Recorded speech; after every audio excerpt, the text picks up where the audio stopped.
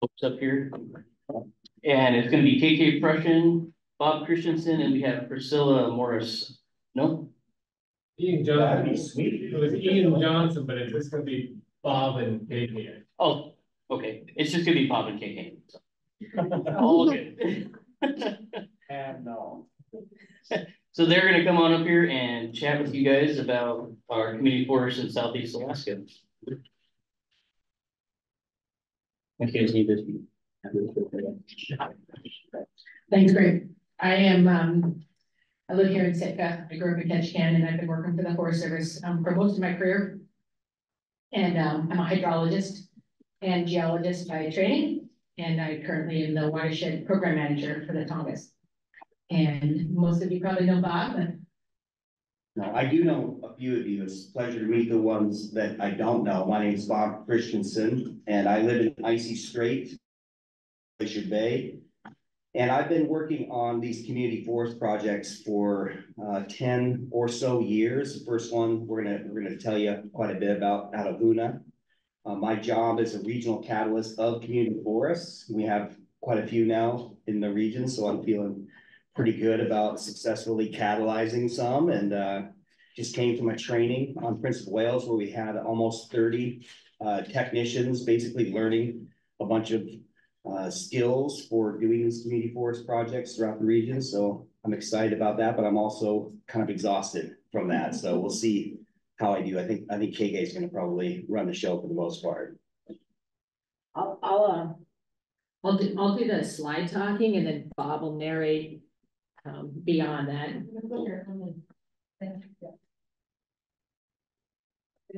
What is that? That's like a pointer? Computer. Oh, to move. Okay. Oh, the black screen of death. Well, I haven't even started. I messed it up. It's just this button. Okay, if I go backwards, can I just use a button? You can use it better for me. Yeah. I'm a button. Here's it's a laser if you want it. Okay, cool.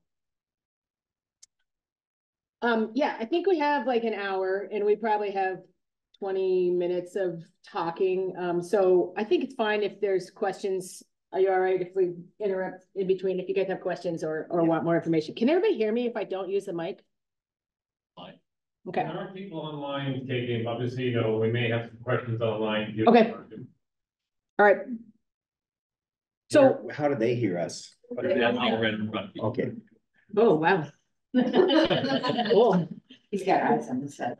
So as Bob mentioned, we have numerous forest partnerships that are working across Southeast Alaska, but today we're going to focus on the Hoonah Native Forest Partnership, which is one of the first one that's evolved to this level of working relationships. And it's been 8-9 years since kind of this came together. 9th year. And we have both been a part of this, so it's pretty exciting to share this information. So why is a partnership needed? Essentially, regional stakeholders came together and talked to communities and agencies, and there was a need to collaborate to achieve a measurable and resilient blend of timber, salmon, and deer production, local economic diversification, and improved watershed conditions.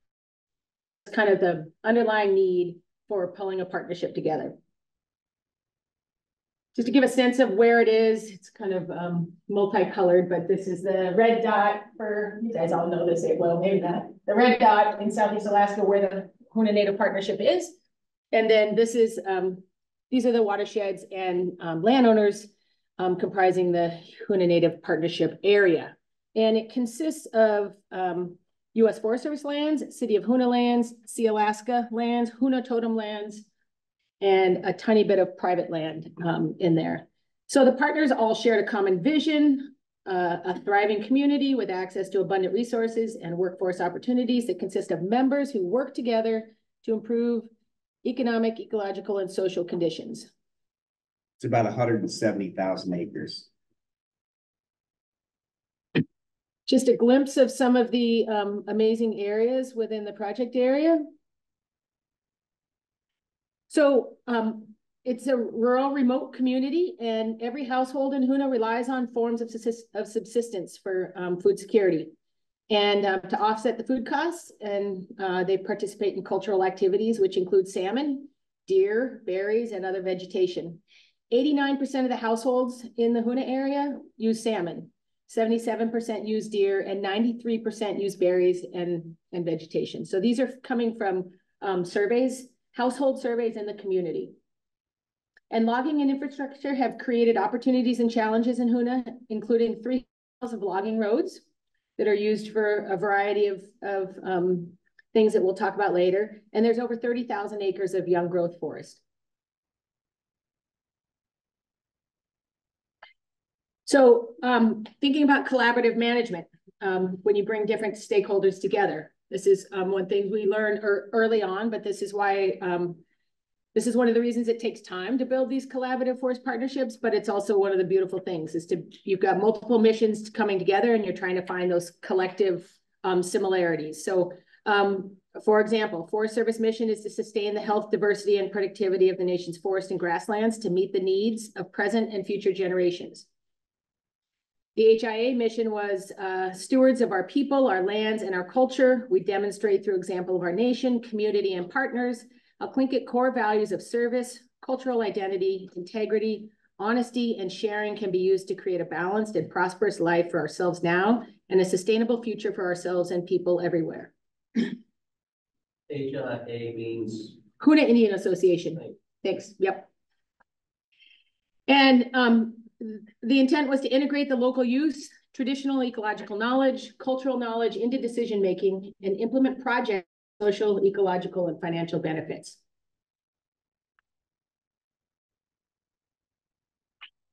Just as an example, thinking about management needs and community needs as these partners and community gatherings come together, we often talk about, we often have dialogue and our language doesn't always match.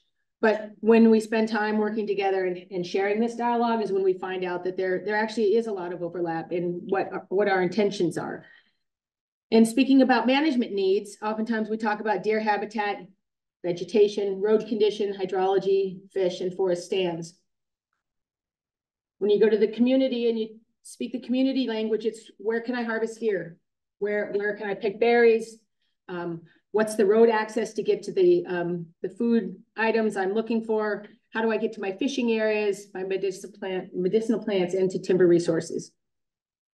So you can see there's a lot of overlap between those, but there is some language differences that we can overcome by sharing time together and talking about what our shared common goals are. So collectively, we established this partnership model that consisted of three different groups, but developed between 8 partners, including tribal landowner, between tribes, landowners, nonprofits, and local, state, and federal governments. There were 8 different partners that came together with a memorandum of understanding. The goal of the model was to mitigate the effects. The goal of the model was to mitigate effects in turnover in partnership, political regimes, and otherwise. And the defined roles that to define roles that had back and forth, the ability to feed back and forth with each other, to communicate regularly. And there were three tiers that that the partnership was kind of functions with, and that's a steering committee tier, a technical team, and a community leader. More about that? No, that's great. Hopefully there's questions about it.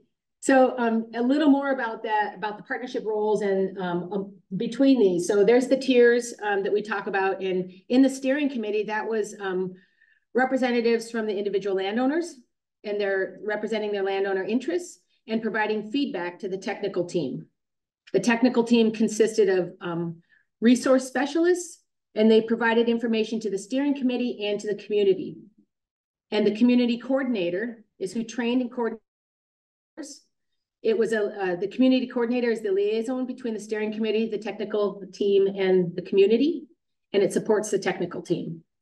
So as you can see, the arrows between these 3 tiers go multiple directions. And it really has worked this way, where the steering committee is kind of making the decisions from a landowner perspective.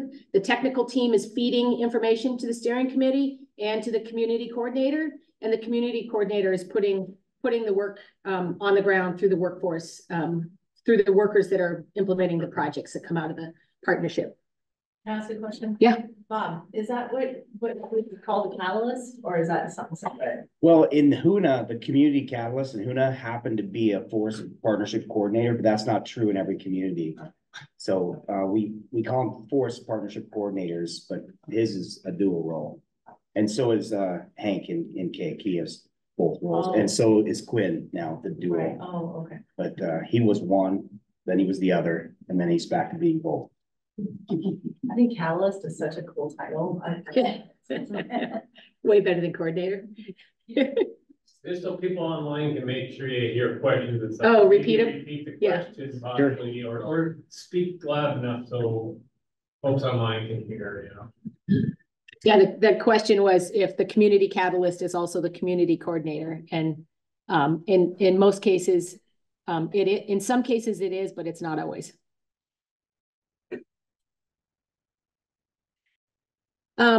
So as we mentioned before, the HNFP, the partners consist of indigenous communities and tribal governments, land managers, municipal governments, state agencies, federal agencies, and NGOs, making up the partners and the steering committee.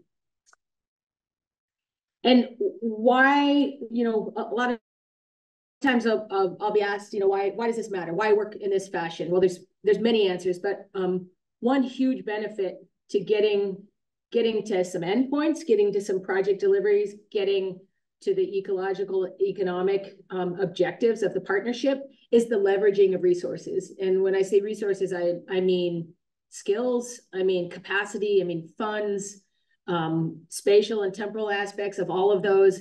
And really it's those skills of all the skills that individual partners bring to the table, the capacity in terms of building that capacity through the partners. Each partner brings different funding opportunities. And this was amazing as we got through this partnership. The first couple of years, we weren't seeing it as much, but once we started doing project work and workforce development, you know, the tribes have access to certain money, the federal government has access to certain money, NGOs have access to certain money. And to be able to leverage all of those opportunities together was amazing. And the partnership has more money right now than the workforce has. You know, they're set for a couple of years right now because of this leveraging of resources. So that's one of those, some people want really tangible things, and that's definitely one of those tangible things. This is the leveraging of resources. That's gonna change. Yeah. So the individuals that fill these roles, they change over time, or some of these people stick, we get the same people like last for multiple years? That's a great question. And we think one of the reasons this partnership has been really successful is because there was little turnover for a long period of time. But at this point now, 8-9 years into it, there's been more turnover. We had two co-coordinators in the beginning, and Brian Kleinhans, who you heard from earlier, was one of them, along with Samia Seville with an NRCS. And those two were co-coordinating. And when Brian left his role with Sea Alaska and went private, that left Samia as the sole. She was working with others and there was turnover, so she kind of carried the program for a while. And on the technical team that had, how many people on the technical team? 8 maybe? Yeah.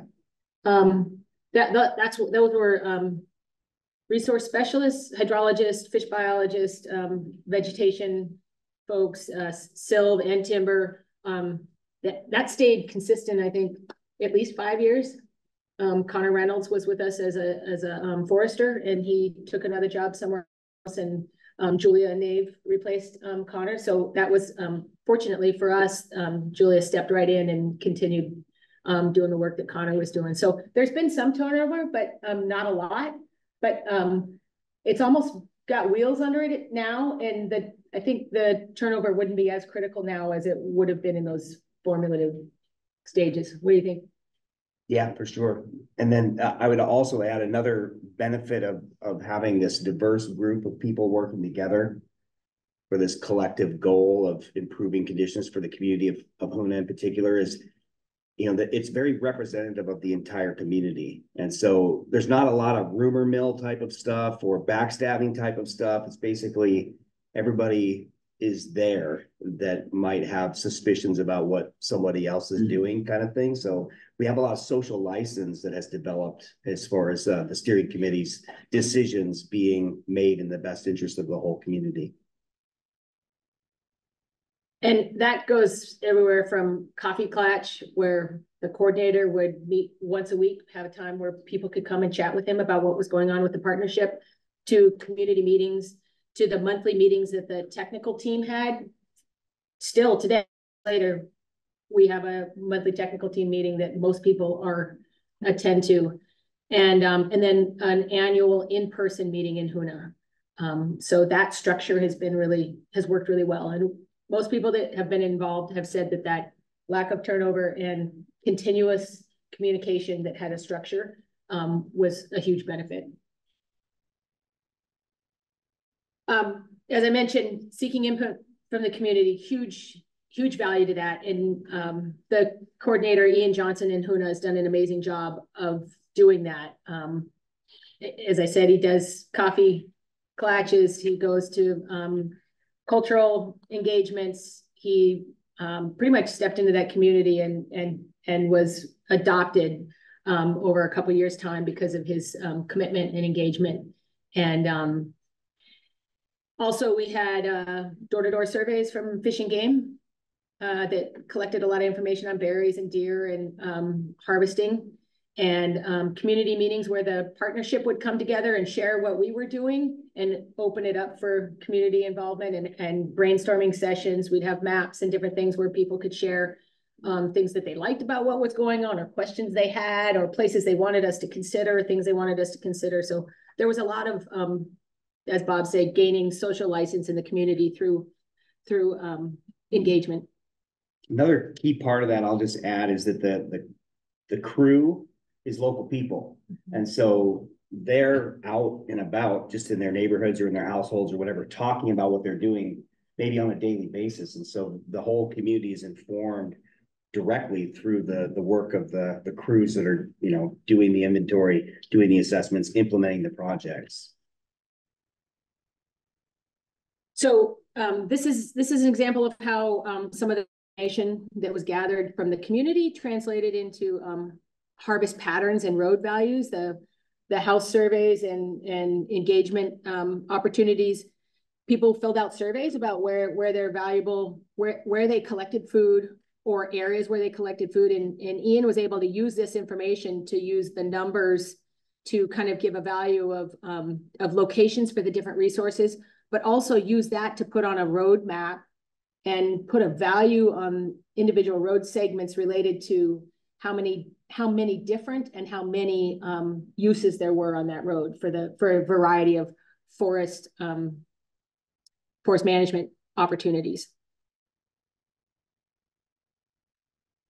So we'll move out of kind of the what, why, how, and in just into a little bit of the local workforce and data collection that led to an assessment. So these are just some photos of the crew collecting data, collected road surveys. 189 miles of roads were surveyed, over 2,000 culverts, found over 200 culverts that were blocked greater than 45%. So huge assessment, a huge opportunity for restoration came out of these, and all this information was put onto maps and collected. This started right before we had tablet opportunities in the woods, but we've evolved now to the tablet opportunities. But yeah, lots of data collected, erosion, blocked culverts, whether you can walk the road or drive the road.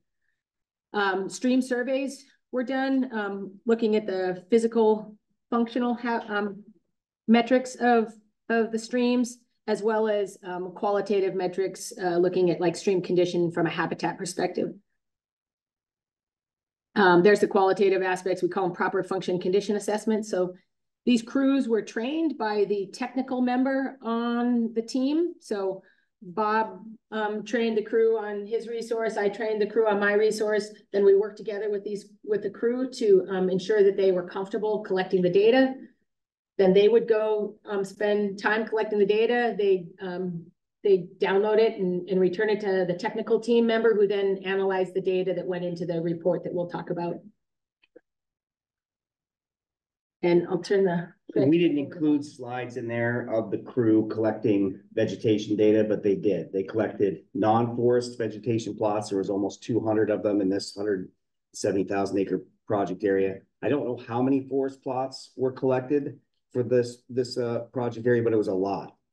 This was one of the very first uses of LiDAR data for forest inventory, forest mapping in, I think, the state of Alaska. We worked with the University of Washington. I think it's a Forest Service program. And forgive me, I'm not a forester.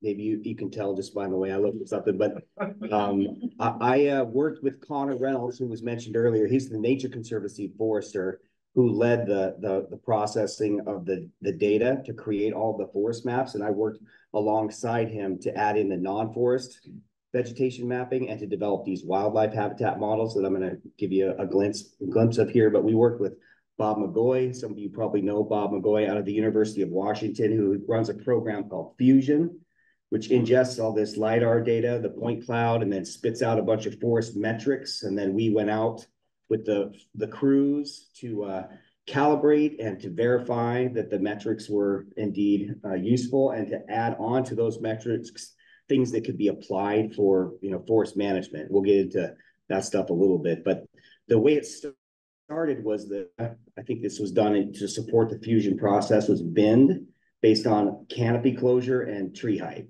And we had 12 bins, and they were 30 meters each, based on the size of the pixel in the map. We set the crews out to, I don't know how many of each one of the 12 bins. Let's say they did 20 plots or 40 plots or something like that per bin. And then that information again was given back to Bob so that he could calibrate the LiDAR to produce these maps that I'm going to show you. The first map that I'm pointing at here is just the basic forest map. It had categories for productive old growth, for non-forested areas, and then for the young growth. And the young growth at this point in this particular map was classified primarily by canopy closure. Well, exclusively by canopy closure. And I'm not going to get into the nitty-gritty of any of this stuff, and I may not be able to if you have in-depth questions about it, but I want to kind of get through a series of maps just to show you some of the products that we created through this process. And then if you have questions about it, I'll do my best. One of the sort of second level products that came out of this process was developing maps for QMD. And I'm sure you all know what that means better than I do. Diameters of the trees to some degree, and also canopy closure, as I mentioned before. We thought it would be a useful product based on some research that was happening alongside of us in the Hoonah area, looking at the potential for slash, if you're doing pre-commercial thinning and young growth, to impede the movement of wildlife, in particular deer. That it might be useful if we could map where PCT or pre-commercial thinning might result in a large slash load on the ground. And the way we did that is we have the QMD map and we have the canopy closure map, and we basically combine them into a single map so that you could identify areas that, yes, the canopy was closed, and if you wanted to have forage for deer in there, you would want to thin them. But if the diameters were large enough that the slash load would be heavy and persistent on the ground, maybe you would think about alternative prescriptions to PCT at that point. So it's just an example of how to apply some of the forest metrics that were developed by Bob and given to us to kind of play with and create some useful tools for planning. Then my project was, or my piece of the puzzle was really mapping the non-forest vegetation, the meadows and the shrublands. And we created a map. One of the products was to combine those maps. They were at different resolutions, but that's okay. We just dumbed down the non-forest map, which was at a 1 meter resolution, to match the 30 meter resolution of the forest map. And then that allowed us to create some other kinds of products. For example, we developed a deer habitat model that's based on something called the fresh habitat.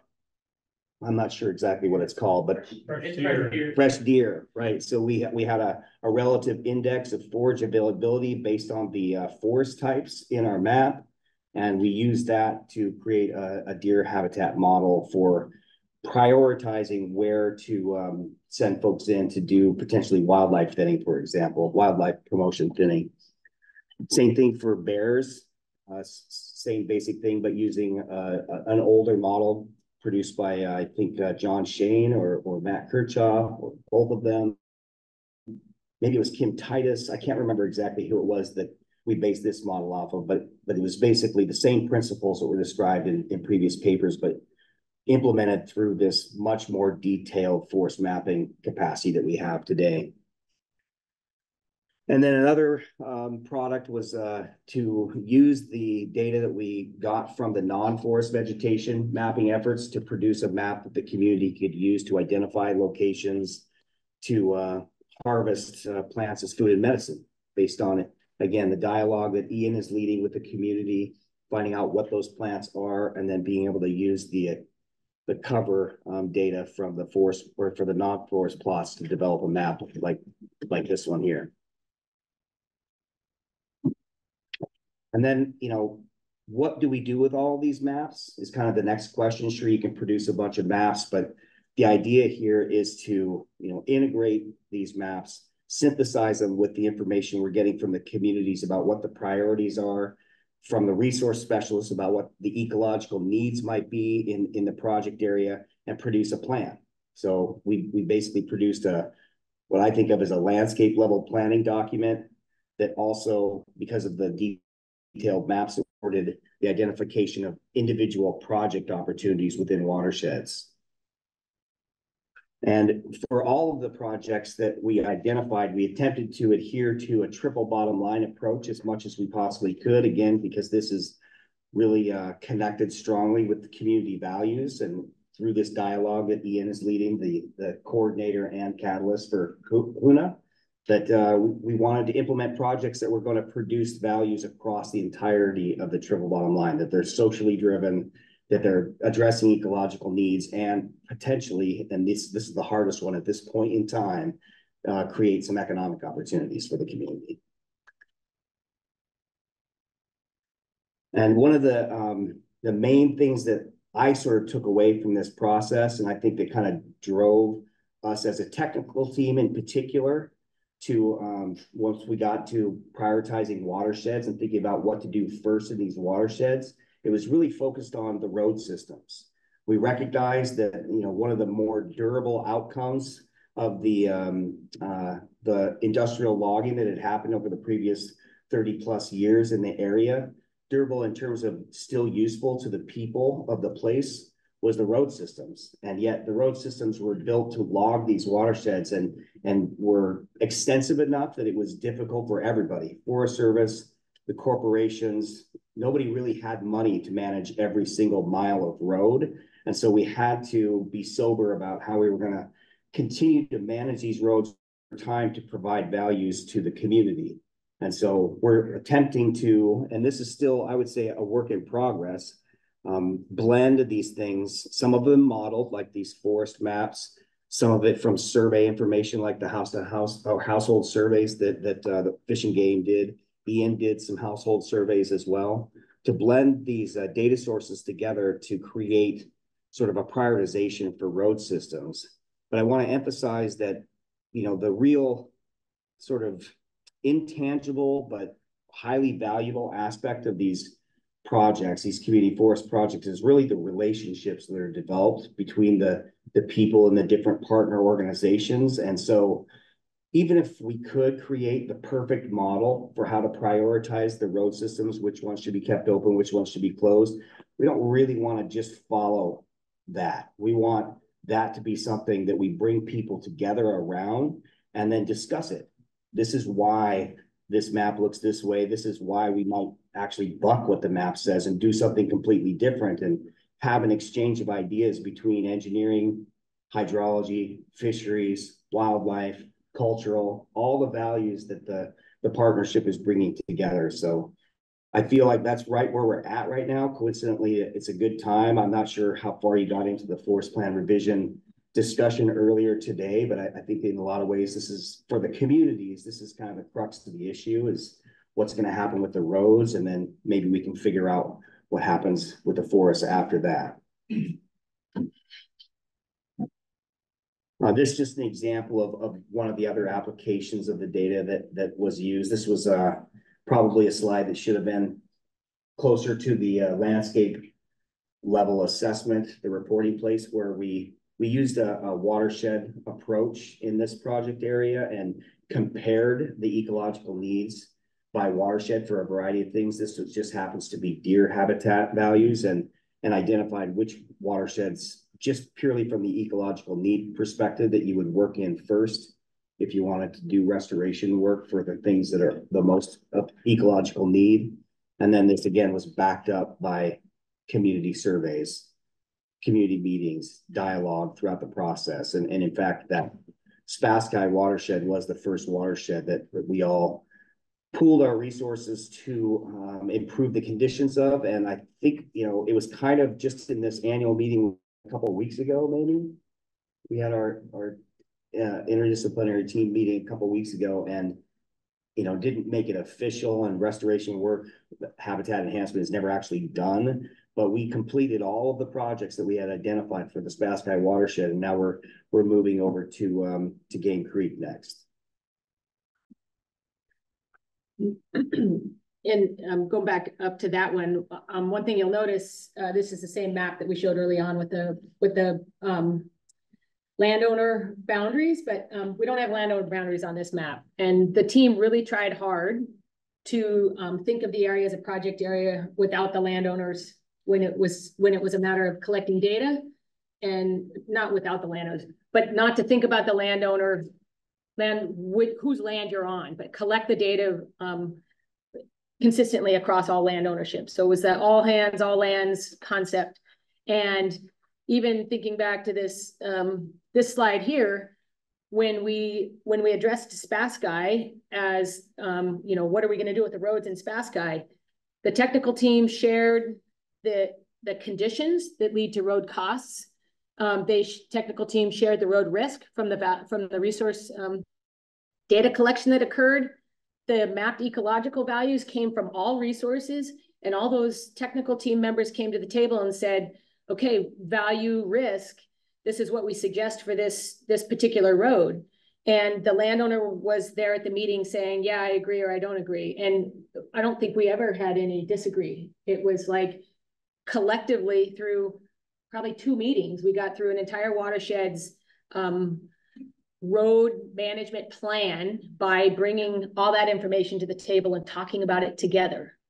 And that was really, really valuable. And I think we'll probably be doing that with the Game Creek watershed next. But just an example of how, like, we were able to, you know, a lot of times I'd have project ideas or things, and somebody'd say, well, whose land is it? And it's like, oh, I don't know. It's you'd have to go back and look at the map. But when it mattered for whose land it was what the final decision of any actions on that land, but also the funding. Sometimes certain funding can only be used on certain lands. So the technical team and the project development came as if it was all one land. And then the permissions and funding sometimes got separated out. As Bob mentioned, we finished the Spaskai watershed projects. And in some examples, it was like NRCS would do design, and Forest Service or HIA would do construction. Or we had a stream restoration project where Forest Service offered the technical expertise to design the project, and funding came from NRCS to implement it, and HIA did the contract for implementing it. So huge shared leverage of resources.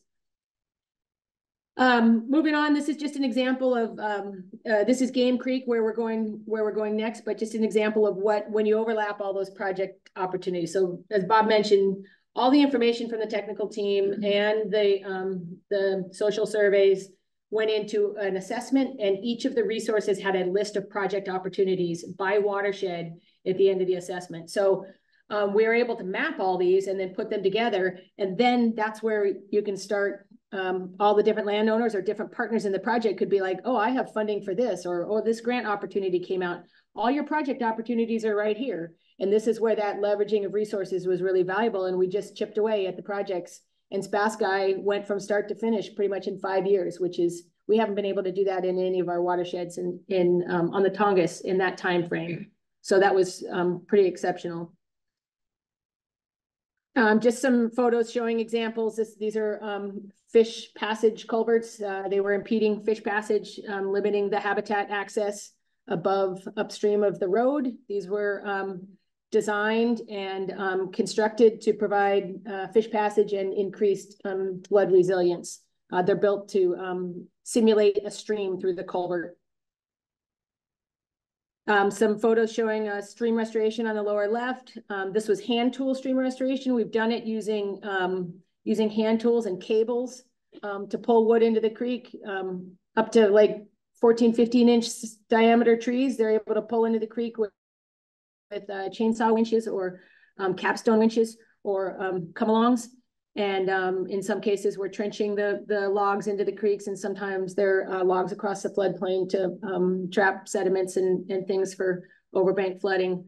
Upper left is just one of the thinning treatments that was done for vegetation objectives. And then there's been some thinning opportunities aimed at increasing berry growth in areas where the community has access to. We tried to look at areas where there was, as Bob mentioned, high potential for berry generation and also access for the community. Just some more stream restoration examples. The crew loves doing this hand tool stream restoration. And after the first restoration project, one of the crew members brought his family out in his off time and was super excited to share with his family what he'd done. And he continues to tell us, oh, I was out there this weekend and it's looking like this. They go out at low flow, they go out at high flow, but they're super proud of the work that they've done and the ability to be able to take folks back. And these guys have, through the process of thinning in the riparian area and using some of that byproduct wood, some of the wood from the thinning treatments to put into the creek for stream restoration. They said they look at when they're out in the woods looking at walking through the woods for hunting or fishing, they look at it completely different now that they've been through these different project opportunities and survey jobs. We also integrated the youth leadership. There's a AYS, Alaska Youth Stewards, across the region, and there is a AYS group in Hoonah, and they have been integrated into some of the workforce development opportunities. In some cases, the adult workforce and the youth workforce are working together. In some cases, the youth workforce does something, and then the adult group will do something different. So it's been a great opportunity for these guys. And in a couple cases, I believe we've had youth group members grow into the adult team. I think there's been 2 at least, maybe 4. And we also have had father-son workforce members across the 3 different partnerships that are currently going on. 2 at the training this week.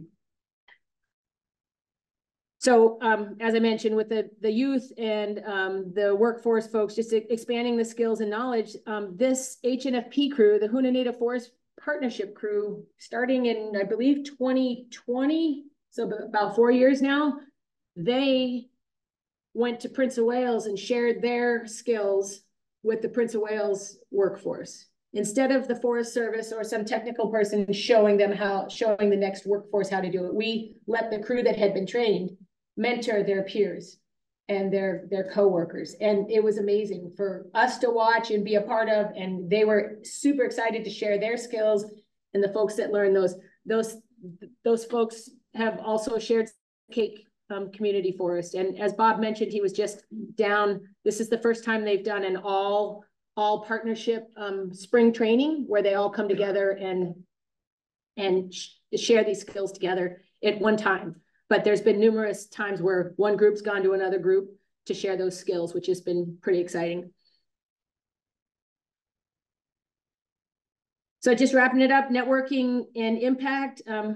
Creating a successful partnership, it builds trust, increases the collective capacity for fundraising and doing the work. This model created 2 more partnerships that are currently operating both in Cake and on Prince of Wales.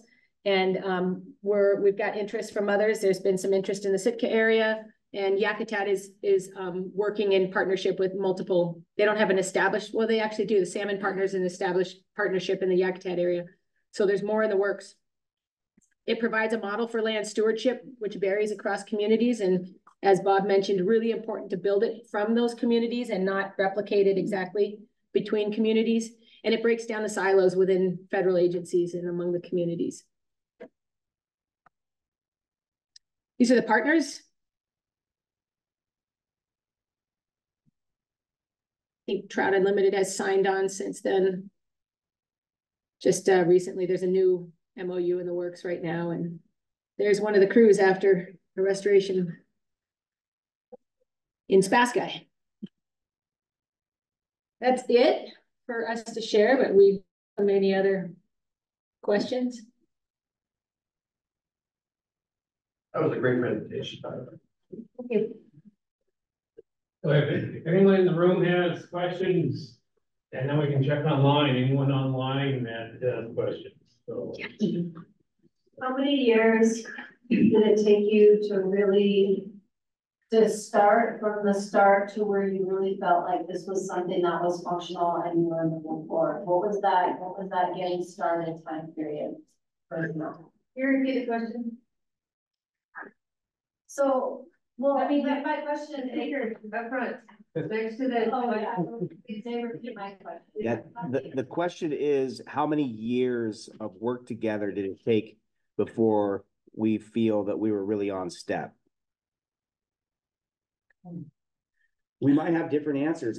I think that there's different steps basically, and very, very rapidly, it felt like we were going someplace in the inventory space. We didn't know if the prospective crew members would really be into it.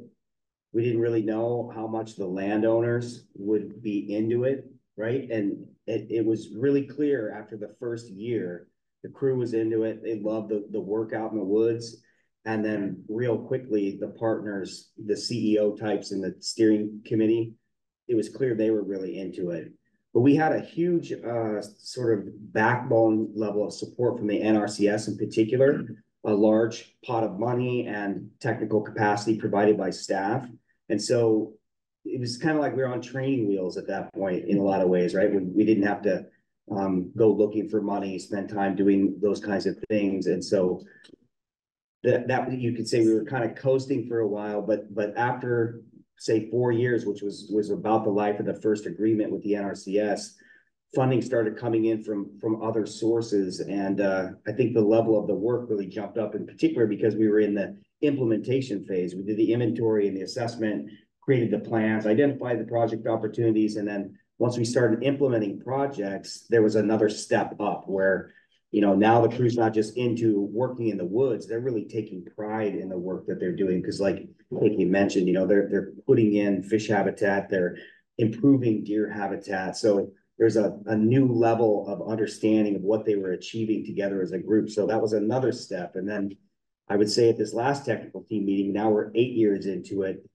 It feels to me like we've achieved another step where, you know, the partners in the Forest Service and the crew and the coordinator at the HIA have developed so much capacity and I think I'll just say popularity, for lack of a better term, that there's a lot of money available for projects. And so that to me is a real indicator of sort of the project arriving at yet another level where they everybody's into it. Even, you know, the funders from afar, right, are seeking this kind of work out and saying, hey, how do we support you? So it's been a nice process, but it always felt good. It just has been maturing over time.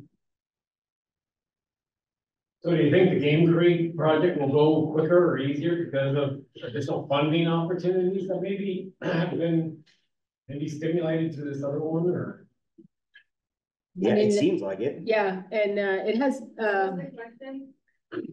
Pat asked if the Game Creek if the list of projects in the Game Creek will be accomplished in a faster time frame.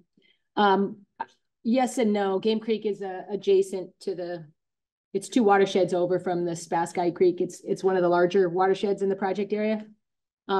Spasky was Hoona Totem land and Forest Service land, and Game Creek is Forest Service land and Sea Alaska land. And Sea Alaska's already done a big road management plan, and they're starting to implement that road management plan this summer. They spent the last year doing the plan, and they're implementing it this summer. And the Forest Service actually got a large sum of money, a Good Neighbor Authority tribal grant to implement a lot of the road work.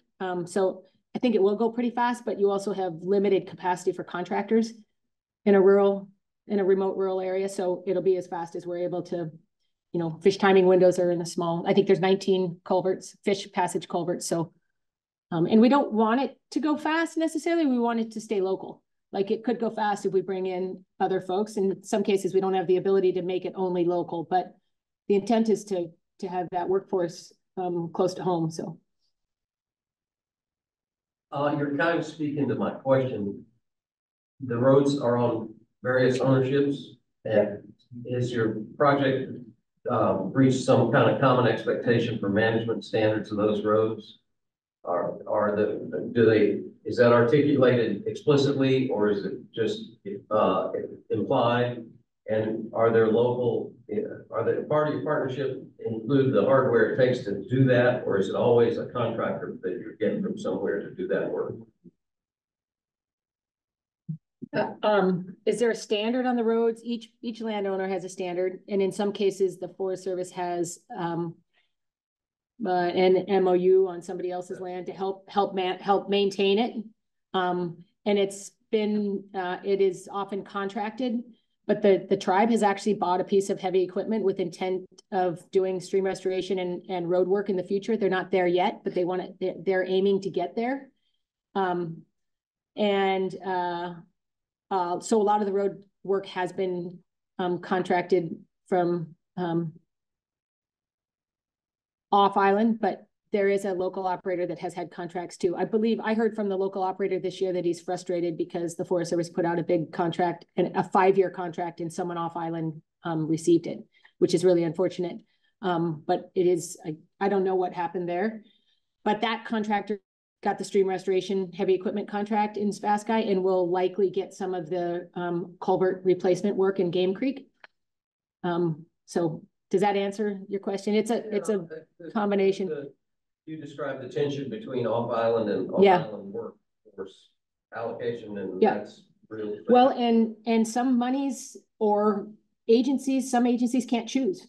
It's lowest bidder, and some NGOs can choose. They can have a different set of criteria to choose from. So another benefit of the leverage of resources and folks that are part of the partnership.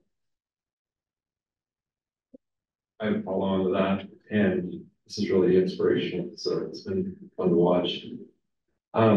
Every different landowner has a different pace and different constraints for the implementation of these things on their land, and so I'm just curious how you balance expectations across, working with other landowners that can maybe move faster. You don't have to go through NEPA and I don't know all the different types of constraints that various people have. Good. I'll add something right out of the gate again. And is that question already in the internet? Okay. So the first thing I would speak to is that trust is kind of the currency, so to speak, of collaboration. And that is in large part how we're able to kind of move together. For example, Hoona Totem Corporation, which is very focused on their Icy Strait Point tourism facility, they have been very trustful of the technical team and the steering committee to make recommendations and to follow those recommendations in large part because they're not spending a lot of time paying attention, at least in the beginning, to the roads and the conditions of the forest, conditions in the streams. And so they were very willing to basically trust the team and to support those decisions however they can. They've certainly gotten a lot more interested in the roads lately, because there's a lot of road recreation that's associated with the tourism facility that's come about. And so that's happening more and more. But just to start, I would say there was a lot of trust in the Forest Service. There was a lot of trust in the NRCS that the corporation partners in particular placed in the overall partnership, just to kind of move things together at a pace that made sense. So all the partners were able to sort of work at their own pace on common objectives. Yeah, all you have to do is show up for the meetings. Yeah, and you mentioned NEPA. NRCS was really helpful on NEPA with the private landowners. Yeah. They've got a checklist that's way easier than what the Forest Service does. So yeah, leveraging some of that stuff, yeah. You just addressed the NEPA when I was gonna mention the NRCS have them as a partner. Sometimes they have different, categories of we call them categories. CEs, category of exclusion categories that allow us to do work simpler NEPA. Well, NRCS has a category that the Forest Service doesn't have. Let them do the NEPA, put it under their category, and they take care of the NEPA in a quicker way because they have the ability to do that. So another value of having partners and be able to use their authorities as well. Yeah, and and I've mentioned this before, but even just Trout Unlimited is holding contracts for design or construction, as has the Nature Conservancy, and they have different contracting rules and regulations than we do, which is they can get things done a lot quicker, it seems like. So they're not cheating the system. They just have fewer hurdles. You have any questions online? I don't. No. I turned off the chat, but it doesn't keep popping up on the screen, but no, there's none on here. I was, if anybody wants to see more, there's lots of media online, videos, write-ups about Hoonah Native Forest Partnership. If you just Google that or search Hoonah Native Forest Partnership, you'll see Hoonah Indian Association has a Facebook page, and where all the other social media sites do, and Ian Johnson's done a great job of that. But there's also some for the Hoonah or for the Keequan Community Forest Partnership, and the one on Prince of Wales. This is great. Always love to hear about this work. So there's some funding that's available through state, private, and tribal forestry for, it's called skidder bridges, or it's also, I mean, if you think about it, temporary bridge, any log stringer bridge is a temporary bridge. So that funding has, for example, they're really going for it. Kodiak is going for it on Pognac Island and putting in a lot of these and some others. So if there's wherever there's log stringer bridges that are failing, which they are all across Southeast, if there's an interest, let us know and put in a proposal through that program. And who can? Thank you. It's for private. So Kodiak is put in, Fort Graham is put in, Galena, cool. and is also put in on the Yukon River. Tribe or corporation? Yep. Okay. Great.